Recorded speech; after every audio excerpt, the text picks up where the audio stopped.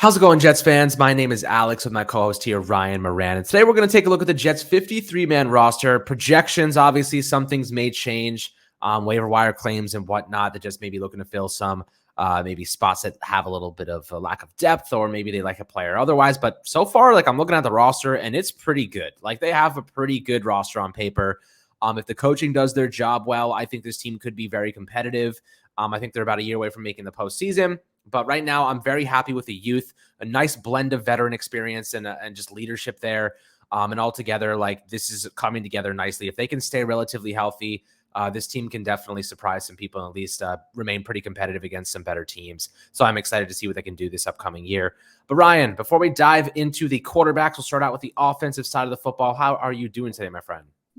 I'm doing great, Alex. I mean, obviously the, summer work in the books between training camp and the preseason. And, in about 24 hours from now, Joe Douglas and company are going to have this roster trimmed from 80 to 53. And a lot of tough decisions loom as usual with every team, after the preseason. And, I feel pretty good about the 53 that we got here for the Jets and, really excited to see what, ends up coming to fruition tomorrow afternoon.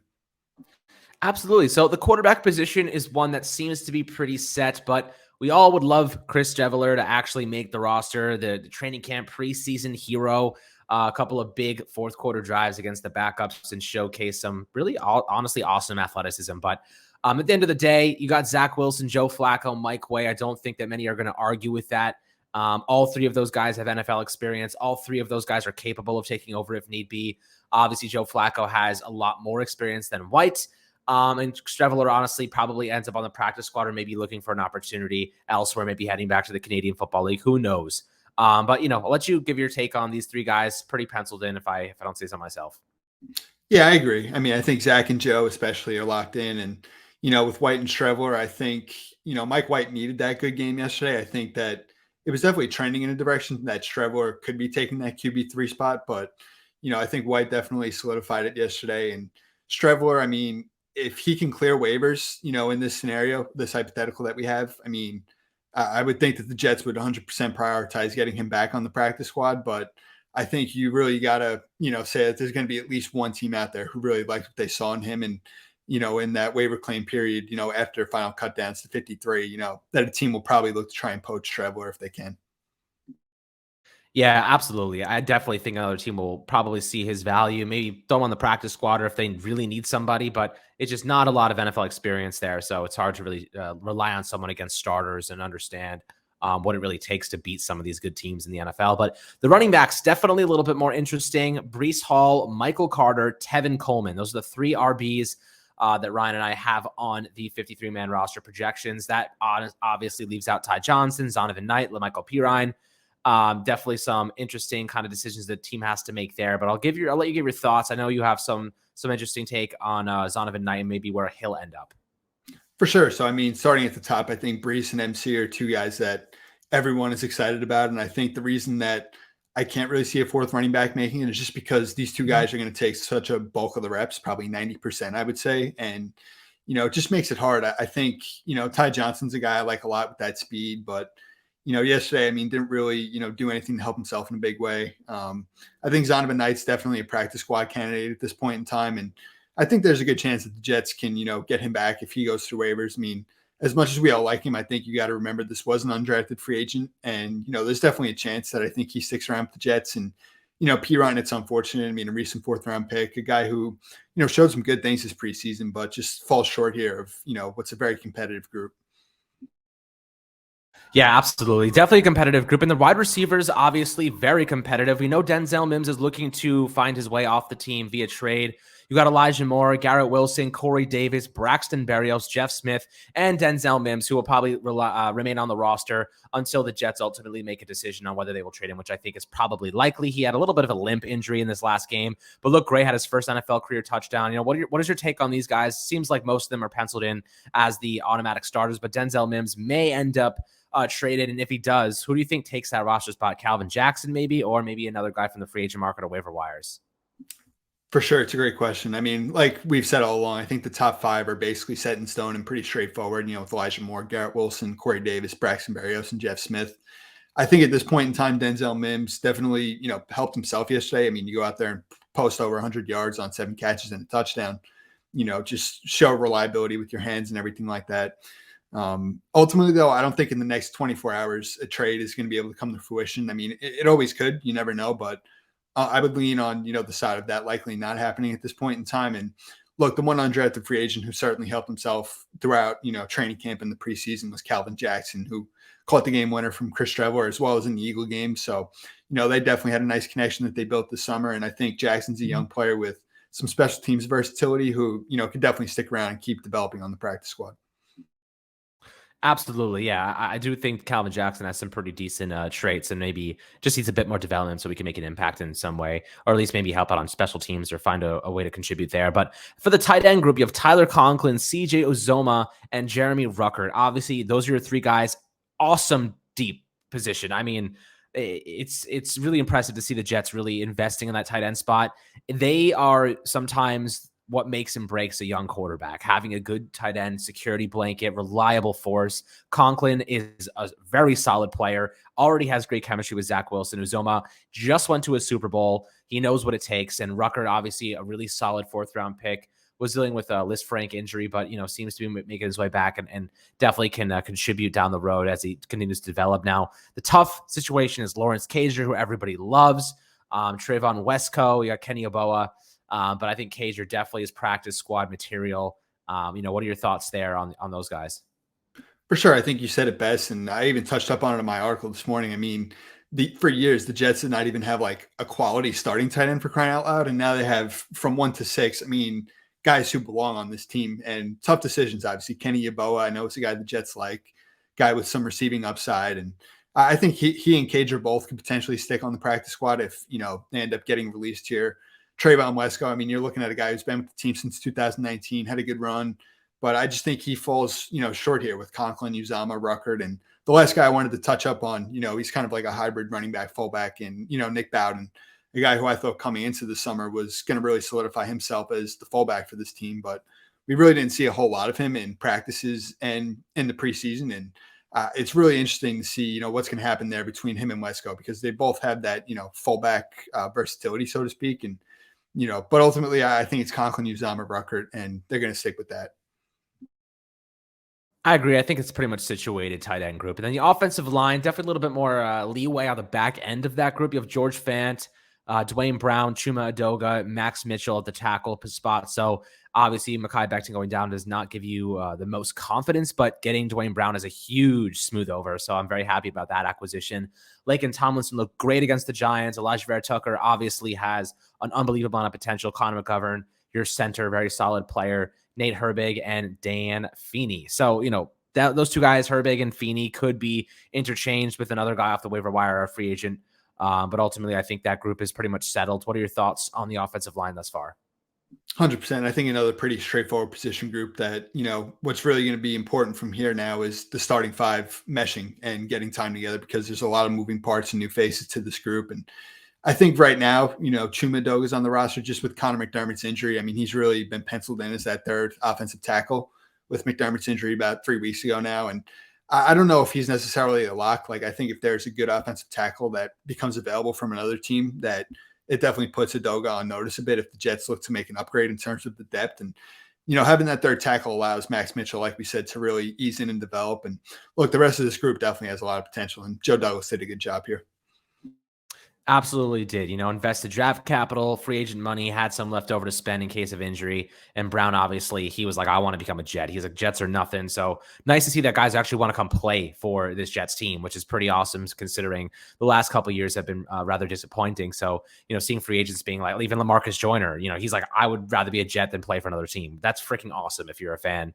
And knowing just the culture they're building is definitely accumulating and turning out to be something that is encouraging to players and that they're kind of attracted to. Now, the defensive line, heading over to the defensive side of the football, at the edge rusher position, we have 5 players: Carl Lawson, Jermaine Johnson, Jacob Martin, Michael Clemens, and Bryce Huff. There are a couple guys who, could be on the edge here. I think Bryce Huff definitely is a fringe player at this point, but Clemens had a great game against the Giants, absolutely destroyed Tyrod Taylor, put him in another dimension. What are your thoughts on that edge group before we dive into the interior guys? I think you have a pretty solid group of youngsters there and mixed in with some veterans who can make an impact. For sure. I mean, this defensive line is filled with tough decisions, and you're looking at guys who had a strong summer, and Bradley and I and Jabari Zuniga really falling short of the cut here. I think, Carl, JJ, Jacob Martin, Michael Clemens are all, easy locks. And I mean, Bryce Huff yesterday with, I think it was 10 pressures, I want to say I saw, and he was certainly active when he came in, after they rotated Carl and JFM, Quinn, and all the starters out. He came in, his first action, because Bryce Huff has missed a lot of time with injury this summer, and really made his impact felt. He's a young pass rusher who I do think should really stick and belong. And, the last edge defender and Benny Curry, I mean, 2 years in a row, it's unfortunate, but over 30 years old and just, really hasn't been active, hasn't been available. And, with the depth that's been built in place over the last offseason or two here, just ends up getting caught in a numbers game. Yeah, absolutely. And then you look at the interior of that line. You got Quinn Williams, of course, John Franklin Myers, Solomon Thomas, Sheldon Rankins, Jonathan Marshall, and then you have Tanzel Smart, who everyone really likes, heading over to the practice squad. But that seems like a pretty good group, mixture of some young guys. Obviously, Franklin Myers signed a contract extension. Rankins and Marshall. I'm very curious to see how this group actually stands up. And I want to see if they can actually provide good run defense. Like, that's the big thing for them. The pass rush, they have. JFM and Quinn Williams are going to be good pass rushers, but can they stop the run effectively? That's what I'm going to be watching closely this upcoming season. What are your thoughts on that interior defensive line group? For sure. I think the headliner here is that Jonathan Marshall sticks, and he really should, just based on the athletic upside and really some of the glimpses he's shown in the last two preseason games. Tanzel Smart, Nathan Shepard are really the tough ones to let go of here. I think Smart could potentially stick on the practice squad. And I guess the last noteworthy point is that Sheldon Rankins has missed a lot of time in the last 2-3 weeks, and I wonder if they could potentially open up a roster spot if they designate him to some injured reserve list. So that's definitely something to keep an eye on. Absolutely, yeah. Smart definitely is an interesting player that the Jets may be able to utilize down the road if any injuries do occur. But looking over the linebacker group, this has become a little bit more of a cemented situation as we've seen as preseason kind of unfolds. CJ Mosley obviously is your number one. And then you have Quan Alexander, who's really stood out, actually. Against the Giants, he looked great. Absolutely obliterated Antonio Williams. It looked like it looked like he was in a Mario game. He just went crazy, almost like the bananas kept like falling out of him to collect the bananas after he got hit so hard. Quincy Williams, Jamie and Sherwood, Del'Shawn Phillips. So Hassan Nasruddin does not make the cut, but does have, some practice squad availability. So maybe he ends up there. And I think you have a good point on Del'Shawn Phillips in terms of his special team value that really pushes him over the edge. For sure. I mean, when you're talking about the bottom of the barrel, these position groups, offensively and defensively, I mean, being able to contribute on special teams, like we've talked about with Mims, over and over. And Del'Shawn Phillips last year was arguably the best special teamer the Jets had. And, I think in this scenario, it's tough. I mean, Humps is the lone 2021 draft pick to not make our final cut here, but I don't think he necessarily showed enough. Like, I think, like you said, Quan certainly stood out in his limited time so far. And Sherwood's a guy who from year one to year two, I think we've really seen, show some glimpses of his own progress and what he can be in the box. So those five, I think, give the Jets, something to feel good enough about. Yeah, and then looking over the secondary, we'll start out with cornerback here. This is a position the Jets have done a tremendous job. You kind of had to just watch a crappy secondary last year so we could get to the good part.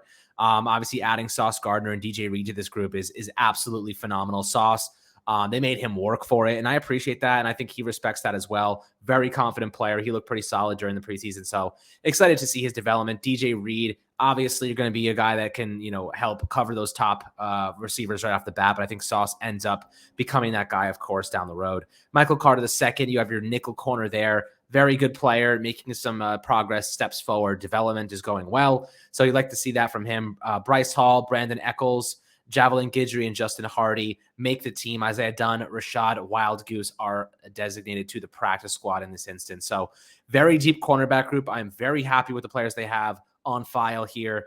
And I think they're going into the season with a very deep and a very healthy and honestly talented group of players.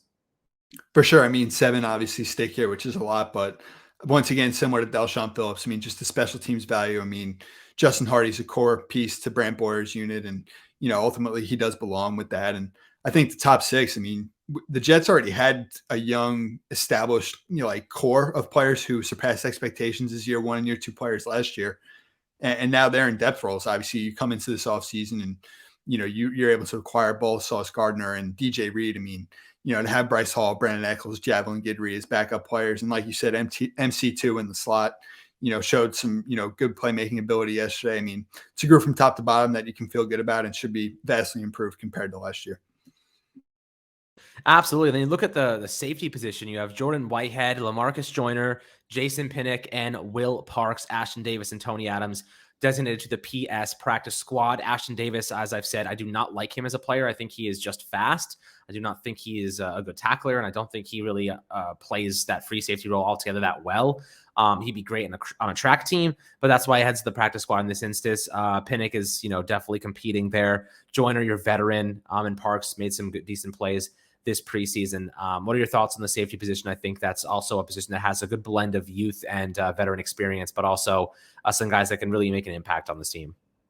For sure. I think the, key one is obviously that fourth role between Parks and Davis that I think you just got to say Parks took it, even though Davis is a recent 3rd-round draft pick with, like you said, great athletic ability, and that gives him potential. But, you got to put it together, in order to live up to that potential. And I think Will Parks, just the toughness, the physicality, the mindset, the experience that he brings. I mean, to me, he should even really have a role in this defense. I think he showed a lot this summer in training camp in the preseason. And, the first 3 guys are all pretty straightforward locks. Absolutely. So rounding it all out with a special teams group, you have Greg Zuerlein. He obviously wins that kicker battle. Braden Mann and Thomas Hennessy as your long snapper, all set to go. So, this team definitely has a lot of depth. There's not many positions that I can really point out to say, they don't have what it takes to be very good. I think that maybe a little bit more depth at the guard spot and tackle. Maybe, I don't know, Chuma Doga, maybe you replace him. But again, I don't think it's necessary altogether. Tight end looks good. Receiver looks good. Running back. This is a team that has a lot of really good players. I think the weakest spot is probably linebacker. If you're looking at LB2 and beyond, Quan Alexander, solid player, but he's pretty much, non-existent in coverage. He misses some tackles every now and then. We'll see if he can hold up as a starter on this team if he does earn that role over Quincy Williams. So, they have a couple days to make decisions here, but I'm pretty excited about this squad to see the development of the youngsters and the leadership of some of these veterans. What is your final thoughts about this roster as a whole? Do you think they are going to be making some moves in the waiver wire claims? For sure. I think you said it best there, Alex. I mean, the few positions to really look at, in my opinion, over the next 48 hours, I think if they trade Mims, potentially a 6th receiver, like we said, I think, potentially looking for an upgrade over Chuma Doga as your swing tackle, is definitely a position to keep an eye on. I think D tackle, like we've said, stopping the run is definitely an unknown with this team. And, like I said, especially if Sheldon Rankins, he hasn't really practiced or played in any preseason games over the last couple of weeks, you could potentially be looking at that. And I think lastly, maybe a safety possibly, but again, I think Will Parks really solidified himself well. So overall, I mean, it's definitely, not perfect, but it's a much improved Jets team going into 2022 here. Absolutely, guys. If you have any other thoughts, perspectives, maybe players you think should make the roster, always happy to hear your opinions below in the YouTube comments. We appreciate that contribution as always. Make sure to like and subscribe, and we'll catch you guys on the next Fireside Jets episode.